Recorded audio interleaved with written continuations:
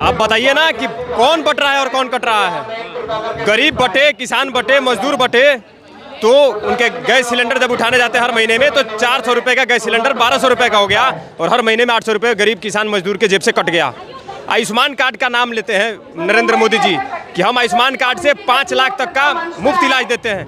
आप बताइए ना कि ये नारा देते हैं हम दो हमारे दो, और आयुष्मान कार्ड का लाभ लेने के लिए इन्होंने एक फाउंडेशन बनाया है कि 6 यूनिट राशन कार्ड में होगा तभी जाकर के आयुष्मान कार्ड बनेगा। आप बताइए क्या गरीब किसान मजदूर जिसके घर में 6 से कम संख्या है वो आयुष्मान कार्ड लाभ लेने का हकदार नहीं है? तो कट कौन रहा है? ये तो आयुष्मान कार्ड के लाभार्थी से गरीब कट रहे हैं ना, मजदूर कट रहा है, किसान कट रहा है, दलित कट रहा है, शोषित वो कट रहा है, पीड़ित मान लेगी। कौन हिंदू विरोधी मान लेगा? कौन हिंदू विरोधी मान लेगा? ये पुरेन जोशी कौन है? ये ग्रेटर नोएडा में पकड़ा गया है 40 करोड़ से ज्यादा का गोमांस पुरेन जोशी के पास कोल्ड स्टोरेज में। ये कौन है पुरेन जोशी? बताए ना भारतीय जनता पार्टी कौन है पुरेन जोशी? वो बताए कि अडानी से उसका कौन सा रिश्ता है भारतीय जनता पार्टी का?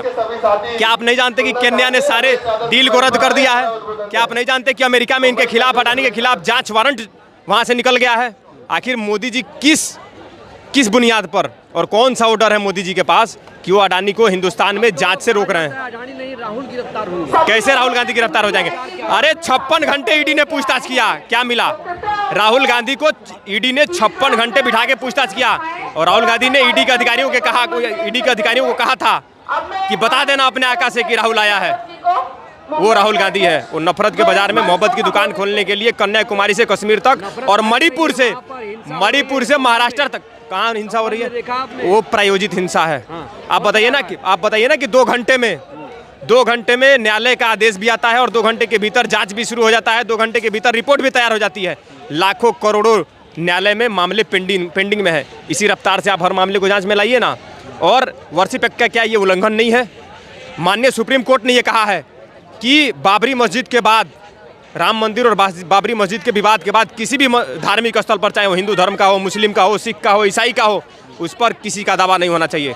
फिर ये भारतीय जनता पार्टी किस बुनियाद पर? ये तो सुप्रीम कोर्ट के द्वारा दिए गए आदेश का उल्लंघन कर रही है भारतीय जनता पार्टी। ये जानबूझकर प्रदेश और देश को दंगे की आग में झोंकना चाहते हैं और इन्हीं नफरत की राजनीति को हराने के लिए राहुल गांधी जी सड़क पर उतर करके कन्याकुमारी से कश्मीर और मणिपुर से महाराष्ट्र तक चले हैं। भारत जोड़ो यात्रा और भारत जोड़ो न्याय यात्रा। आप लोग हार गए। आप नहीं जानते कि 99% कैसे ईवीएम मशीन आपको मिल जाता है चार्ज में? वोटिंग के दौरान, वोटिंग के बाद भी, काउंटिंग में भी कैसे 99% वोटिंग का जो मशीन है ईवीएम का मशीन, वो 99% चार्ज कैसे हो सकता है? और वोट के बाद ये वोट के परसेंटेज कैसे बढ़ जाते हैं? पूरी मैं आपसे पूछ रहा हूँ ना, चुनाव आयोग इस पर जवाब क्यों नहीं दे रहा है? चुनाव आयोग के पास तो जयराम रमेश जी लगातार कई सारे एप्लीकेशन डाल चुके हैं, कई बार मिलने का समय मांग चुके हैं, सालों से चुनाव आयोग मिलने को तैयार नहीं हो रहा है। ये संवैधानिक संस्था है। ये सत्ता के आगे चुनाव आयोग आज नतमस्तक हो गया है, सत्ता के अधीन में जाकर के और उनके नीचे काम कर रहा है। सत्ता जिस ओर घुमा रही है उस ओर राजीव कुमार जी घूम रहे हैं, चुनाव आयोग घूम रहा है। ये देना, ये लेवल प्लेइंग फील्ड देना। अरे अगर आप लोग झारखंड में जीतते हैं तो वहाँ लेवल प्लेइंग फील्ड था हरियाणा में। हरियाणा की जनता ने यह तय कर लिया था कि आदिवासी समाज के नेता को, हेमंत सोरेन को, भाजपा पचा नहीं पा रही है। जेल में भेजा बिना सबूत के झूठे मामले में और उसका खामियाजा भारतीय जनता पार्टी को भुगतना पड़ा झारखंड में। और आपको बताएं कि केवल ये लेवल प्लेइंग फील्ड का मामला है। आप बताइए 62% अगर चुनाव वोटिंग होता है आज, 7 दिन बाद वो 67% वोट हो जाता है। कैसे? वोट पड़ नहीं रहा है, वोट खत्म हो गया है। ईवीएम क्यों है आप लोग? आप बताइए ना, चुनाव आयोग के अधिकारी मिल क्यों नहीं रहे हैं विपक्ष के नेताओं से? सालों से नहीं मिल रहे हैं। क्यों नहीं मिले? वो संवैधानिक संस्था है, वो देश के टैक्स के पैसों पर उनको सैलरी मिलती है।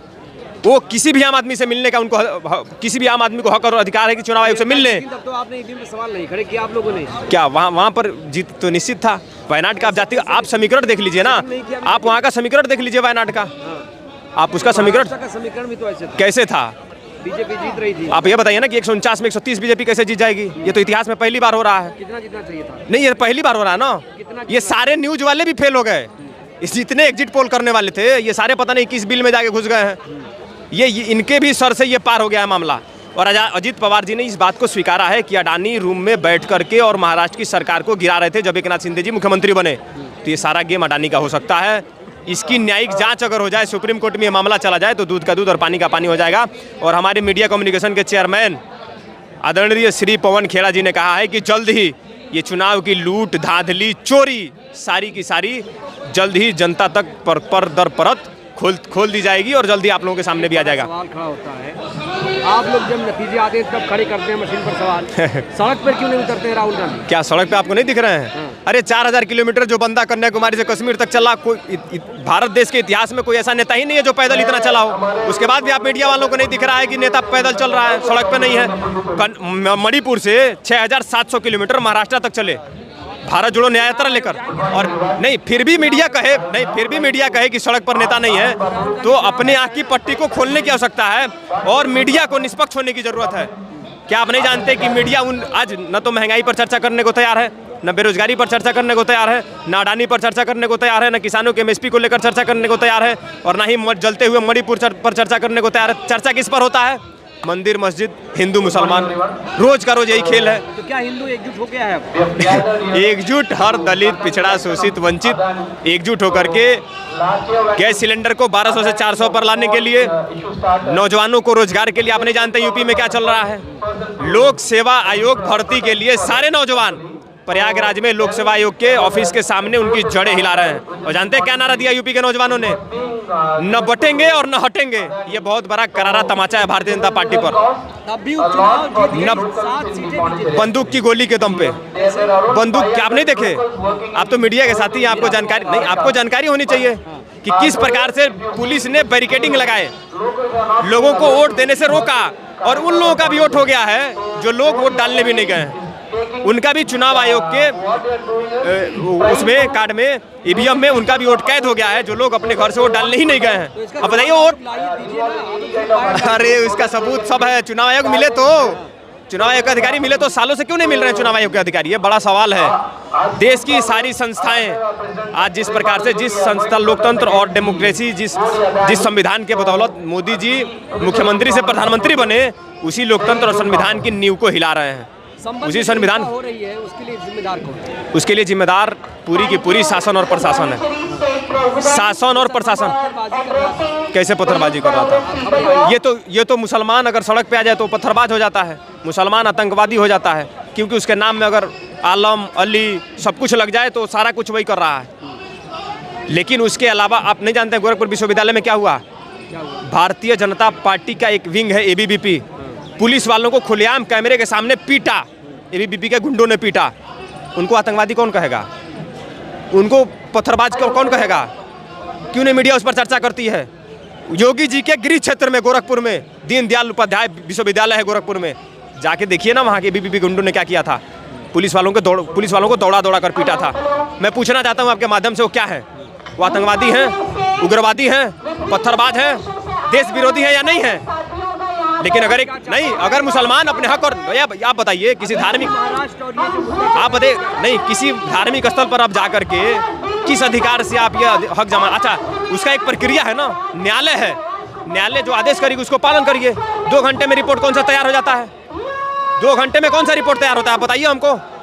लाखों करोड़ों पेंडिंग है मामले, उस पर सुनवाई नहीं होता है, तारीख पर तारीख, तारीख पर तारीख, तारीख पर तारीख। लेकिन जब धार्मिक मामले आते हैं, ये सारा उपचुनाव के मामले को जो धांधली हुई है ना, उसको रोकने के प्रयास में ये सारे दंगे हो रहे हैं। चुनाव धांधली को रोकने के लिए एकदम हो रहा है ये, उस चीज को छुपाने के लिए मामले को डाइवर्ट किया जा रही है। बहुत अच्छा देखिए, इस देश में राजनीति में एक बहुत ही खतरनाक खेल शुरू हुआ है कि किसी भी मामले में अपने गलती को छुपाने के लिए मुसलमानों पर आप अटैक कर दो, मुसलमानों को उग्रवादी बना दो, मुसलमानों को खालिस्तानी बता दो, मुसलमानों को आतंकवादी बता दो, मुसलमानों को पत्थरबाज बता दो, सारे मामले डाइवर्ट हो जाएंगे। क्योंकि कोई देखने तो नहीं आ रहा है कि संभल में क्या हो रहा है। दिल्ली का आदमी तो नहीं जानता है कि संभल में क्या हो रहा है, वो मीडिया के माध्यम से ही जानेगा, जो मीडिया दिखाएगी। आप जानते हैं कि पुलिस वालों ने गाली बका, पुलिस वालों ने पिस्टल टान के गोली चलाया। किसके आदेश पर चलाया? ये रक्षक है ना प्रशासन। पुलिस प्रशासन को क्या कहा गया है? रक्षक कहा गया है। ये इंटेलिजेंस फेलियर है ना कि आप नहीं जान पाए कि वहाँ पत्थरबाज आ गए हैं। ये किसका इंटेलिजेंस फेलियर है? एलआईओ क्या कर रहा है? सोया है, अपने घर में पड़ा है एलआईओ को जानकारी नहीं है कि वहाँ पत्थरबाज संभल में आ गए हैं। यानी सरकार की जितनी व्यवस्थाएं हैं, एलआईओ हो, शासन हो, प्रशासन की सारी संवैधानिक कुर्सी पर जो लोग बैठे हैं उनका फेलियर है। हटा दीजिए उनको। नहीं संभल रहा है उनसे उत्तर प्रदेश, तो हटाइए। क्यों ऐसा? आखिर आप कहते हैं कि हम दंगा मुक्त बना दिए उत्तर प्रदेश को, भय मुक्त बना दिए, भ्रष्टाचार मुक्त बना दिए। राम राज्य, क्या राम राज्य में गोली चलता है? राम राज्य में लाठी चलता है? राम राज्य में पत्थर चलता है। राम जी तो प्रतीक थे, न्याय के प्रतीक थे। राम जी किस चीज के प्रतीक थे? न्याय के। क्या आज उत्तर प्रदेश में न्याय हो रहा है? नहीं हो रहा है। अगर आप अपने हक और अधिकार के लिए सड़कों पर निकलेंगे तो अगर आप मुसलमान हैं तो आपके सीने पर सीधे गोली दाग दी जाएगी। ये उत्तर प्रदेश में न्यायिक व्यवस्था है। क्या कौन डरा रहा है? मैं नहीं डरा रहा हूँ, ये योगी जी की पुलिस डरा रही है। मैं जिस धरती से आता हूँ तमकुही राज से, आपने सुना होगा 1 महीना पहले एक जाली नोट कांड का मामला आया था। जानते हैं क्या हुआ था उसमें? पुलिस वालों ने मीट खा रहे थे, लोग पार्टी कर रहे थे, पार्टी से लोगों को उठा करके और जाली नोट कांड में फंसा करके और इंटरनेशनल मामला बना दिया। ये तमकुही राज का मामला है। और जब उसको इंटरनेशनल मामला बना दिया, 1 महीने बाद जिला न्यायालय ने ये न्याय में ये कहा है और अपने जमानत में जो आदेश दिया है कि ये मनगढ़ंत कहानी थी, केवल इसलिए फंसा दिया गया कि वो सपा के नेता थे। आप बताइए, ये यूपी में ये चल रहा है। रक्षक ही भक्षक बन बैठे हैं, तो न्याय की उम्मीद किससे करें हम? न्याय की उम्मीद किससे की जा सकती है? और मैं तो लोकतंत्र के चौथे स्तंभ में मीडिया से हाथ जोड़कर अपील करूंगा, हाथ जोड़कर, कि जो अखबारें छप कर बिका करती थी, आजकल वो बिक कर छपा कर रही हैं।